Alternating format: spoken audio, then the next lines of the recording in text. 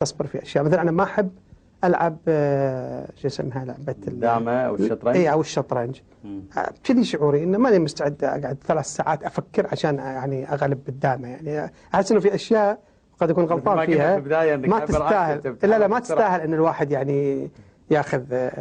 لكن صبور بمعنى صبور لا. تكتب شعر، تقرأ الشعر، من هو شاعرك المفضل؟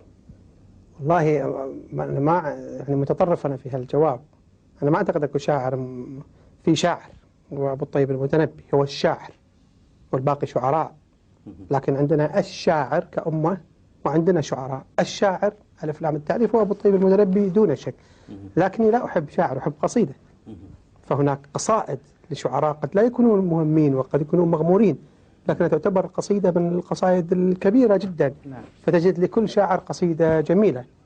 لكن الشاعر هو أبو الطيب المتنبي. أبو الطيب المتنبي يعتبر مثل ما تقول يعني قاسم مشترك لدى أغلب المثقفين العرب. لماذا؟ لأنه هو ظاهرة. يعني معظم الأمثلة اللي العرب حافظينها يعتقدونها أمثلة عربية هي شطر من بيت المتنبي. تحليل النفس البشرية، لا أعتقد أحد نجح في تحليل النفس البشرية كما نجح فيها أبو الطيب المتنبي. يستطيع أن يلتقط أمور من الصعب أن تلتقطها.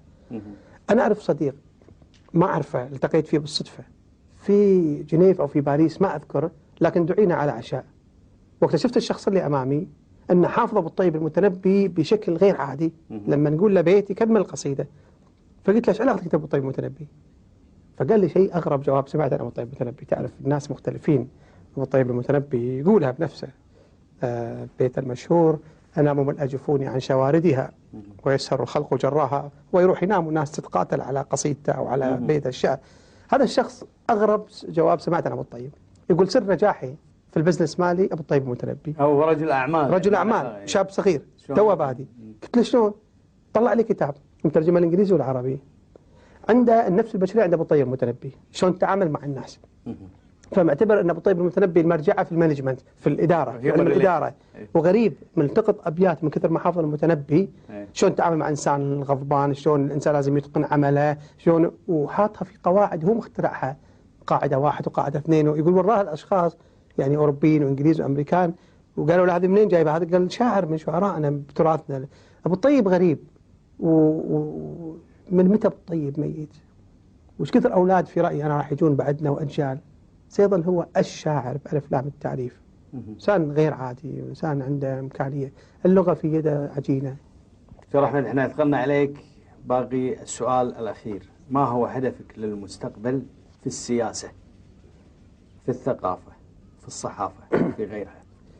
والله هدفي في المستقبل في السياسة، على الأقل في بلدي الصغير الكويت، هو أن يهدأ اللعب في الصراع السياسي، وأن يصير في لمة أو جمع حول التنمية. وهذا ما أتمناه في كل قطر عربي، فلتكن معارض ولتكن حكومي ولتكن ما شاء الله لك أن تكون ولتختلف معي ما شاء. لكن هناك ثوابت للتنمية. لأن مشكلتنا ننسى عندما نتصارع أنا وياك على قضية ضحاياها أطفالنا أو المستفيد منها أطفالنا، فلنعمل شيء لأطفالنا. فليكن هناك تهدئة للصراعات، خلي يكون في توسيع صدر شوية بين المختلفين، بين حكومات وحكام ومواطنينهم، بين مواطنين وحكامهم، بين أحزاب وأحزاب، بين تيارات وتيارات. بحاجة إلى تهدئة اللعب بقدر الإمكان. نعم. في الثقافة؟ في الثقافة أمامنا مشوار طويل في أن تكون الثقافة مؤثرة في حياتنا. الثقافة تغير مفهومها. مع قبل شوي نتكلم في الإنترنت، لازم ندخل ثقافة العالم المعاصر.